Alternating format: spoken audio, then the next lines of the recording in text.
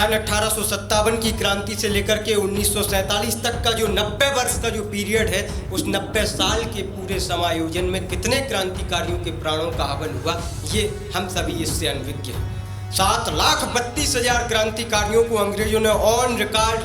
फांसी पर टांग दिया या गोली मार करके उनकी हत्या कर दी गई। सन 1857 की मेरठ क्रांति से लेकर के और 1842 की दमोह क्रांति, बुंदेलखंड का जो क्षेत्र है वो क्रांति का प्रजननदाता कहलाता है। दमोह के क्षेत्र से लेकर के 1842, 1857 और 1947 का वो पीरियड, 90 साल का पीरियड, इस 90 वर्ष के पीरियड में पूरे भारत देश के अलग अलग क्षेत्रों के अलग अलग हिस्सों से लगभग 4 करोड़ से ज़्यादा, 4.5 करोड़ के लगभग क्रांतिकारियों के प्राणों का हवन हुआ। तब देश में ये आज़ादी वाले दिन आए। हमारी नई पीढ़ी, नई युवा जनरेशन बहुत सारी चीज़ें भूल गई कि ये कैसे ये आज़ादी के दिन आए और कैसे हम सभी ये 75वीं 74वीं वर्षगांठ को हम सभी ने मनाया।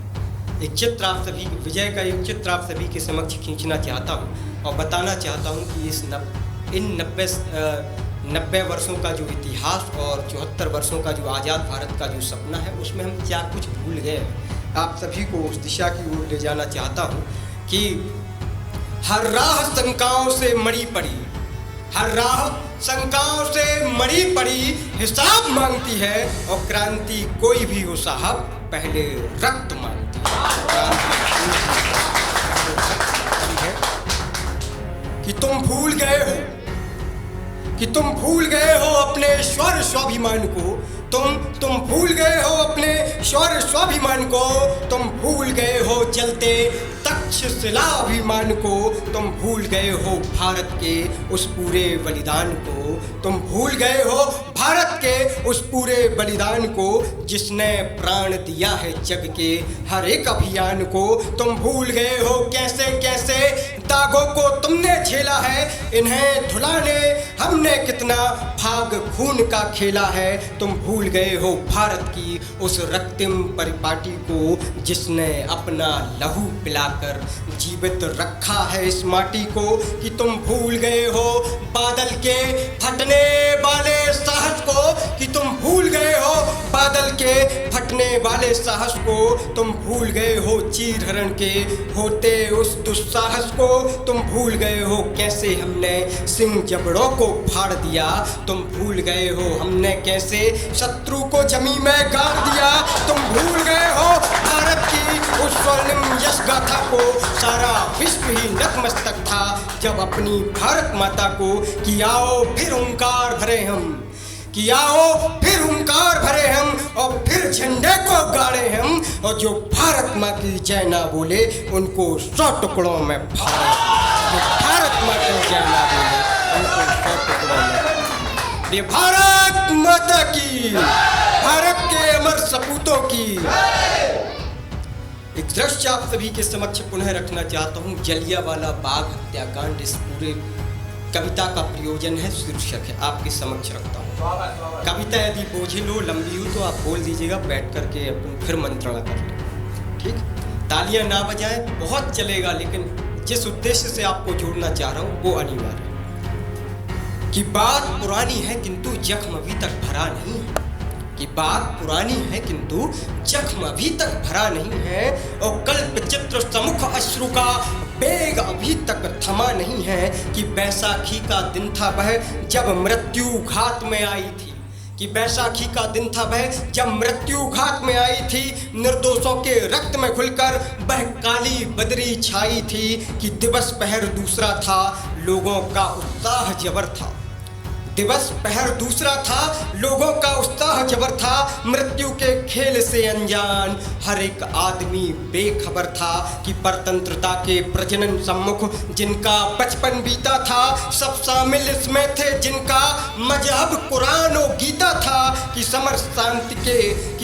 शांति के सम्मुख हुजूम में, कि समर शांति के सम्मुख हुजूम में क्रांति बिगुल संवाहन था, और बैठे सब निश्चिंत थे सारे मानो मृत्यु का वाहन था, कि पहर तीसरा सुलग उठा रोलित का रथ बढ़ाया था, और मृत्यु का यह समर देखने सूरज भी सिर चढ़ आया था, कि घिरा हुआ परिवेश यहाँ कि घिरा हुआ परिवेश यहाँ आवाम संतुलित मौन थी, कि घिरा हुआ परिवेश यहाँ आवाम संतुलित मौन थी। आने वाली विपदा के सम्मुख पूछ रही वह कौन थी, कि घन संकट के घिर आए थे, कि घन संकट के घिर आए थे। काल का कलरव जारी था, आदेश जन के मारण का था, यह दृश्य भयंकर भारी था। आदेश जन के मारण का था, यह दृश्य भयंकर भारी था, कि घन संकट के घिर आए थे, काल का कलरव जारी था, आदेश जन के मारण का था।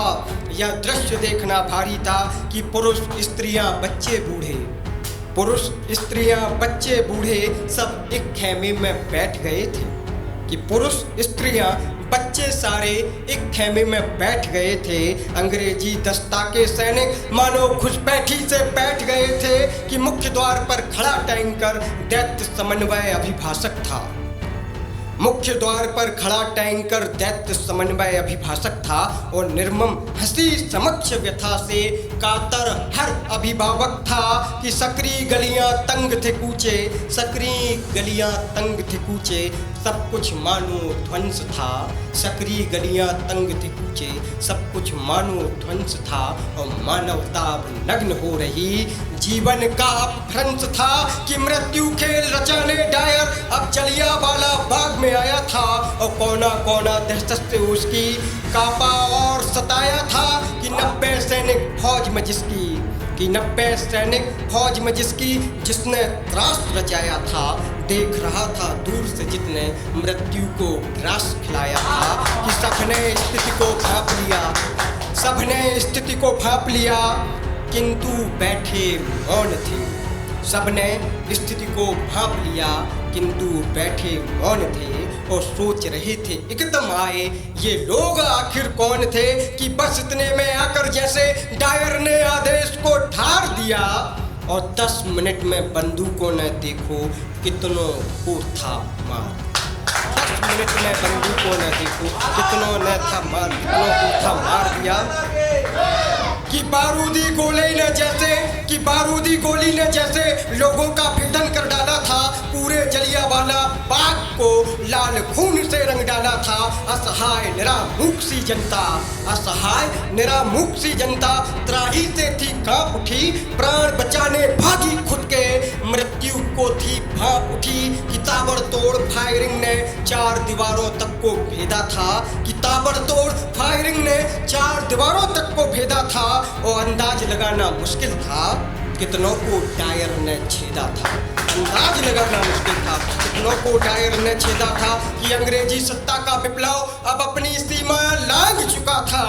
और खेल निरंतर चालू था, किंतु काल भी माफी मांग चुका था। कि उस दिन देखो दाता का, कि उस दिन देखो दाता का वह अद्भुत खेल निराला था, कि उस दिन देखो दाता का वह अद्भुत खेल निराला था। विमुख खून से संते जाते जिनमें अभी निवाला था, विमुख खून से संते जाते जिनमें कभी निवाला था, कि 3 ओर खड़ी थी, कि 3 ओर दीवार खड़ी थी, मुख्य द्वार पर घेरा था, कि 3 ओर दीवार खड़ी थी, मुख्य द्वार पर घेरा था, और दृश्य देखने पर लगता था मानो मृत्यु ने डाला फेरा था, कि दृश्य देखने पर लगता था मानो मृत्यु ने डाला फेरा था, कि झंझावात का तूफानी प्रपंच निरंतर बढ़ता था, और डायर गोली चलवाता जाता, लाशों पर पूरा चढ़ता था, कि असमय आती मृत्यु देखकर सारा जीवन घबराया था, कि असमय आती मृत्यु देखकर सारा जीवन घबराया था, और प्राण बचाने का कोई जरिया अब शेष नहीं बकाया था, कि निकट पड़े थे जो खड़े थे, कि निकट पड़े थे जो खड़े थे, जो बैठे थे वो बिछ गए, निकट पड़े थे जो खड़े थे, जो बैठे थे वे बिछ गए, अनजान थे अब तक जितने बेस भगदड़ में थे पिस गए। एक कुआं था निकट जिसमें लाशों के अंबार भरे थे, एक कुआं था निकट था जिसमें लाशों के अंबार भरे थे, जल नहीं था उसमें किंतु जलते मृत्यु के अंगार भरे थे, कि एक के ऊपर एक थे बूंदे, एक के ऊपर एक थे कूदे, जैसे जौहर कुंड अभिमानी था, और जलियांवाला बाग का देखो हर जर्रा जर्रा बलिदानी था कि बाग खून से सना पड़ा था, कि बाग खून से सना पड़ा था। हर मृत्यु में जीवन डोल उठा, बाग खून से सना पड़ा था, हर मृत्यु में जीवन डोल उठा। और बलिदानी धरती पर बिखरा स्वर्णित भी वंदे मातरम बोल उठा कि क्रांति पथ पर जाने कितने प्राणों का अर्पण होना था, क्रांति पथ पर जाने कितने प्राणों का अर्पण होना था। अग्निकुंड की इस गंगा में कितना तर्पण होना था कि जलियांवाला बाग ने जिसकी, कि जलियांवाला बाग ने जिसकी और राह शोक से भर डाली थी, और श्वेत पटल के इतिहास में जैसे फेंकी काली स्याही थी कि अंग्रेजी सत्ता का नग्न प्रदर्शन, उस पर सब मौन थे। अंग्रेजी सत्ता का नग्न प्रदर्शन, उस पर सब मौन थे। और देश सभी को पहचान चुका था इसके पीछे कौन थे कि कालांतर में वे घटिया मौत मरे। अंतिम पंक्तियों पर आप सभी का ध्यान चाहूँगा कि कालांतर में वे घटिया मौत मरे जो जितने बड़े किरदार थे। कालांतर में वो उतनी घटिया मौत मरे जो जितने बड़े किरदार थे। और डायर को अमेरिका में घुसकर मारा